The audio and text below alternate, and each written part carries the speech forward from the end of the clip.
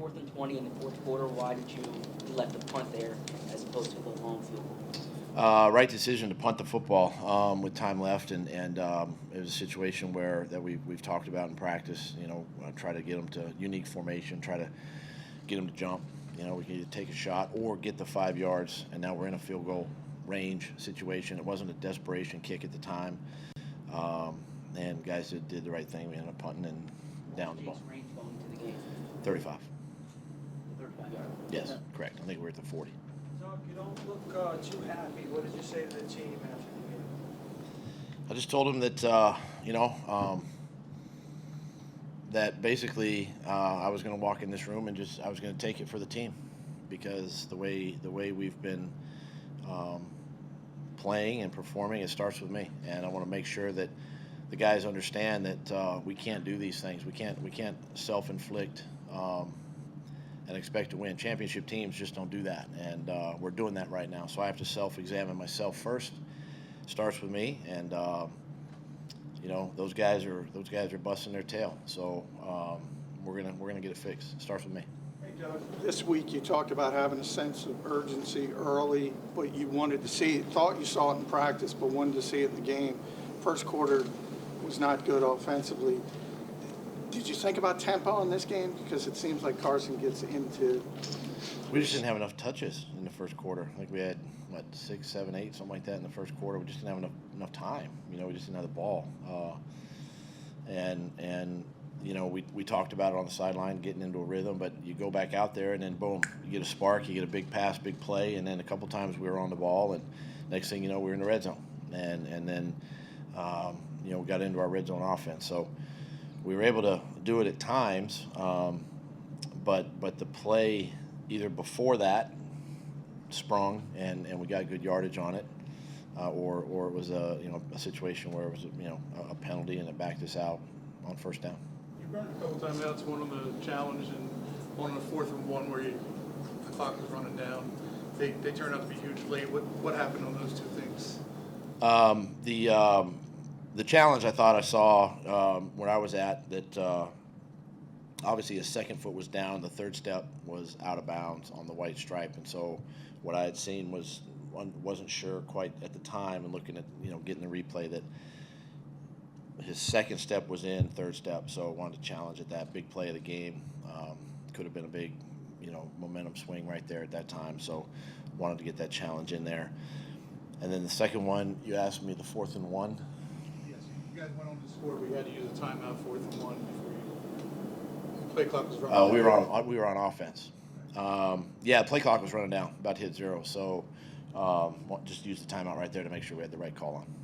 What did you see on the Michael Bennett roughing the passer penalty, and what, if anything, were you given by way of explanation?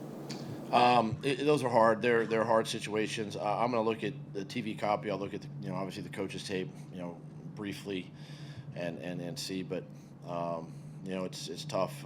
Unfortunate. Rule's the rule, and we got to abide by it.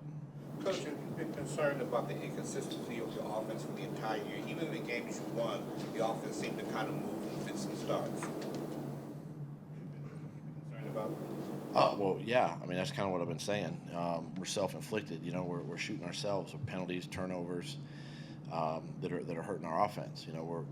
We seem to move the ball fine out in the field, but then red zone, third down are areas that a heightened awareness when we get in the red zone, ball security, all those things we talk about from day one OTAs, we're not doing. So we got to get back to that. What's the calculation in your mind when you're going for the 2-point conversion there? If you can share that with us. The calculation? Yeah. The calculation was to go for 2. If I make it, a touchdown wins the game. Or if I don't, I know what I need to do. I got to go touchdown, 2-point to tie, or to win. I have to tie at the end. Doug, you made the move. That's right? Isn't that right? Yeah, that's a pretty simple calculation right there. The change. Yeah. Doug, you made the move at left guard. Why did you do it? Why did you feel the need to do it? And do you think it worked out to your satisfaction? Yeah, obviously, in fairness of both Isaac and Stephon, I want to make sure that we evaluate the film on this. And it's going to be hard, though, because, it's a short week, short turnaround. We're on to the Giants. So I thought, initially he played well. Isaac played well. We'll evaluate it again and make the decision moving forward.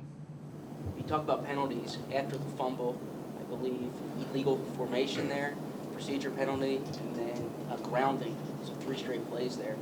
Why are those penalties happening in such a veteran team? Well, the illegal formation one is just there's really no excuse for that. I mean, that's just it's a mental error offensively, and we can't do that. The intentional grounding, I understand. I mean, Carson was trying to break out of the pile, and I think Nelson was in front of him, and I'm not sure if the ball quite made it to the line of scrimmage at the time, and so obviously by rule it could be a intentional grounding, and those are just wounds that we can't continue to make, and we'll learn. Guys will learn. Guys are sick to their stomach, and they hate this feeling. So we got to get it fixed pretty quick. Who's the illegal formation on? I'm not going to get into that, but we just got to make sure we coach it better. Couple more, please. Doug, the mental errors seem to be the glaring thing compared with last year, compared to most teams that are really good. To what do you attribute that?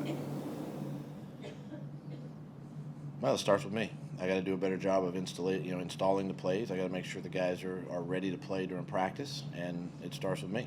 And I'm gonna make sure that they're ready to go this week.